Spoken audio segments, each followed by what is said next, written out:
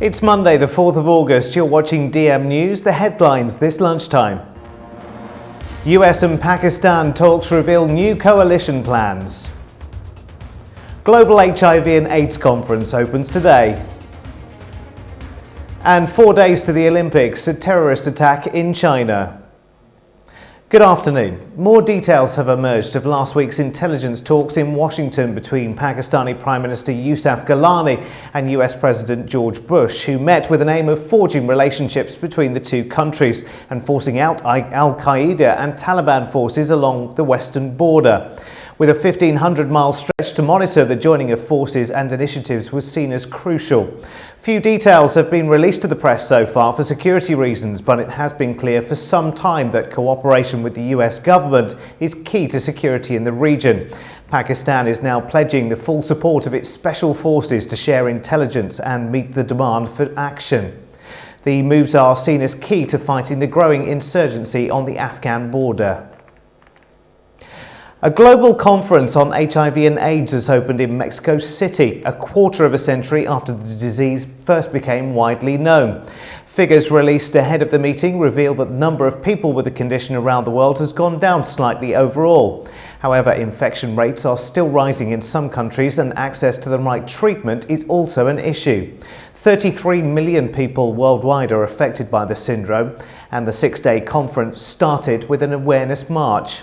Around 20,000 delegates are in Mexico City for the event, where one of the main topics for concern is human rights of sufferers who still now are too scared to seek treatment. Just 4 days to the opening ceremony of the Olympic Games, 16 policemen have been killed in an attack in the Muslim area of Xinjiang. 2 attackers threw grenades and attacked police with knives. According to state news agencies, the 2 men were quickly captured. Last week, a senior Chinese army officer warned that Islamic separatists were the biggest danger to the Olympics. Chinese authorities say that they have arrested 82 suspected terrorists this year for plotting to sabotage the Olympic Games, which start on Friday. They say so far they've also broken up 5 terrorist groups in the same region. The people of Bangladesh go to the polls today, their first chance to vote since the state of emergency was declared by the caretaker government a year and a half ago. Campaigning by delegates in public has been allowed to take place in 13 areas. The last general elections in the country were cancelled after violence, and they're now due to take place in December. It's hoped that local polls will be a model for the general vote. Bangladesh's 2 main parties have objected to the polls, with the Awami League saying that free and fair elections could not be held under a state of emergency, and the Bangladesh National Party called for the electorate to protest. The Indian news agency now reports that at least 150 Hindu worshippers were killed yesterday in Stampede at a religious festival. The week-long event in the Himachal Pradesh state attracts 50,000 people a day and was marred by heavy rains which caused a building to collapse close to the temple walkway. Police said that the stampede that followed caused panic on the 2.5-mile route. Many of the victims were women and children, and others were rushed to nearby hospitals. It's the 3rd stampede at a religious festival in the country this year so far. Reports say that the local government is offering compensation to those injured and to the families of those killed. 9 climbers have died on the descent from K2 on the Pakistan border. The climbers were on the descent from the famous bottleneck peak when an ice chunk broke away and caused an avalanche. The number of climbers still missing is unknown, as there were a number of expeditions on the peak at the time. The peak is one of the most challenging and has claimed over 70 lives, including that of a UK climber, Alison Hargreaves. Now, no one could fail to notice the high-profile spate of knife crimes recently. A large number of these have been in London, home of Grazia magazine. Angered by the cause and in a bid to stem the tide and raise awareness, they've started a hard-hitting campaign. They've had a series of T-shirts created donning various anti-knife crime mantras with the hope of engaging young people. Sabat Sadiq spoke to Grazia's consultant editor, Mandy Goa, to find out more. Here at Grazia, we keep a close eye on what's going on in the news, and we were absolutely shocked for a number of weeks at the number of knife crimes that were happening over Britain.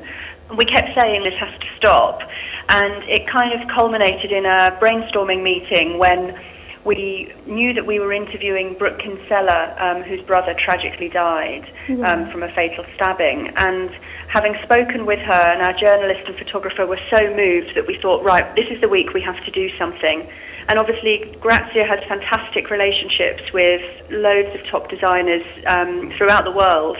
And we decided to pull together some of our favourites, really, and ask them to work on a T-shirt with us. And so who were the designers? Who were they? Mm-hmm. So we had, first of all, we went to Catherine Hamnett, who's absolutely renowned, as I'm sure you know, for her campaigning style. And she immediately joined and came up with a fantastic design, which is a real favourite, I have to say, with everyone in the office. Mm-hmm. And we then took it further. We went to Henry Holland, a designer who's really of the moment, who's done a fantastic, bright, really punchy, bright T-shirt in his sort of trademark slogan style. And then we went to some more quirky and really respected labels as well, like Sofia Kokosalaki, who's like real designer of the moment, Ericsson Beeman, who are jewellery designers and have done a really great style of T-shirt with almost like a big bling necklace printed onto it. Yeah. And of course Julie Verhoeven, who's a renowned fashion illustrator and designer, who's done an absolutely beautiful and very detailed illustration of a woman's face. So it's a really stunning collection, and there's kind of one for every style, I suppose. Absolutely. Now, the actual style of the T-shirts is quite big. How would you recommend that women wear them? Well, we decided to go for a one size because it's sort of there's that mood in fashion at the moment that everyone wants to style their own items differently. No one wants to wear anything in the same way as other people do, which is why we've gone for sort of a limited edition run of the T-shirts, and also given you the chance to customise it slightly. And if you look on our website, graziamagazine.co.uk, you'll see loads of pictures of some really cool girls and how they're wearing their T-shirts. Yes. Some people are rolling the sleeves up, some people are putting them under sort of boyfriend jackets. I was wearing one of mine the other day over a pencil skirt with a little ribbon tied around, so you get that nice roomy sort of voluminous look, but also you get the definition on the waist as well by nipping it in. So there's loads of things you can do with them. Absolutely. I like the idea of a big chunky belt in the middle. I think that would be quite exactly. Nice. It's very now, that's how people are dressing at the moment. And it means that if you want to get a T-shirt, one of them is, I think Henry Holland's design, for instance, is brilliant as a beach cover-up. Take it away on holiday and it's like take you from the beach to the bar as a little mini dress. And if you want to wear another one to work, you can nip it in and put a suit jacket over the top and wear it with skinny jeans. Sophia's design is perfect for that.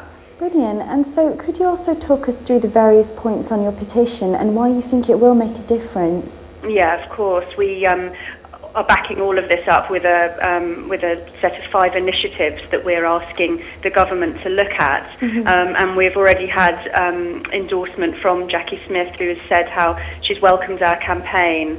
We're passing on our petition to her as well once once everyone has signed.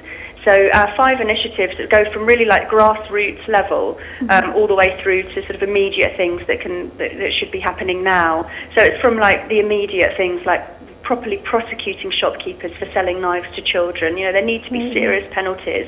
There's some shocking statistics of when undercover research is done on how many knives are still being sold to children. And then we're also looking at more grassroots things and actually more long-term initiatives, and calling on the government to invest far more heavily into communities and into community projects such as after-school clubs. We really believe that you've got to nurture this younger generation. It's not just about dealing with the sort of teens who predominantly are involved in this spate of crimes, but it's looking at the children coming up as well and making sure they're properly engaged in society and they've got opportunities, whether that's social or cultural or sporting, rather than just leaving them to sort of fall prey to gangs. Absolutely. And so if people want to get involved, what would you suggest they do? Well, firstly, I would suggest check out the issue of the magazine. We've got a whole lowdown on the T-shirts there. Go to graziamagazine.co.uk and sign the petition. It's really valuable that everyone puts their voice behind this. And of course, buy and wear a T-shirt to promote the cause. And you can do that at matchesfashion.com. In other news, US police have confirmed that a 7-year-old allegedly abducted by her father has been reunited following an arrest in Baltimore yesterday. Ree Boss, who lives in London with her mother, was taken during a supervised visit last Sunday in Boston. US police confirmed her mother Susan had been reunited just hours after the police arrested her father, Clark Rockefeller, after a large-scale manhunt by the FBI and local police. A member of the public tipped police off. Government plans to increase car tax for gas-guzzling vehicles should be bolder to increase the environmental impact, according to MPs. The Environmental Audit Committee's official report calls the move a step in the right direction. Chairman Tim Yeo says the benefit to the environment would be limited and called for ambitious changes. 3 members wrote a minority report calling the plan retrospective taxation because it put a new tax on old cars. They argued the rise should be halted until its impact was properly assessed. Official estimates say vehicle excise duties will rise for more than 43% of vehicles made since 2001 and will fall for just 18%. It means that the maximum tax will be £455 in 2009 for the most polluting vehicles, with the least paying £0. The changes will increase the number of bans to 13, and that will start in 2009. We'll find out in the coming days whether it's possible that Greater Manchester Police could reopen the case of the murder of TV presenter Jill Dando. It follows Friday's acquittal of Barry George after 8 years in prison. Following the interviews Mr. George gave to the newspapers over the weekend, the Metropolitan Police now has to decide whether to close the case or ask another major UK force, possibly GMP, to trawl over 2,500 witness statements and nearly 4,000 exhibits to try and establish who delivered the shot that killed Miss Dando at her home in Fulham in June 1999. Now we're asking you today whether you prefer metric or good old Imperial. It comes after a survey from the AA found that 4 in every 5 young drivers would prefer everything in miles rather than kilometres. At the petrol pumps too, would you like to see petrol available in gallons as it used to be? And would you know how many litres to the gallon? Most of us don't, and many of us, 40% in fact, would prefer to the price to be changed back to gallons. It's drivers in the north that are most against the change of going metric, so what do you think? We'd love to hear from you today. Your car, remember, on your display has miles per gallon on it.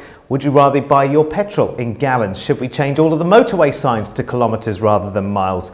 Email us your views right now. The address is views@dmdigitaltv.co.uk. Now then, let's find out if it's a good start to the weather week or not. Let's ask Lisa Burns.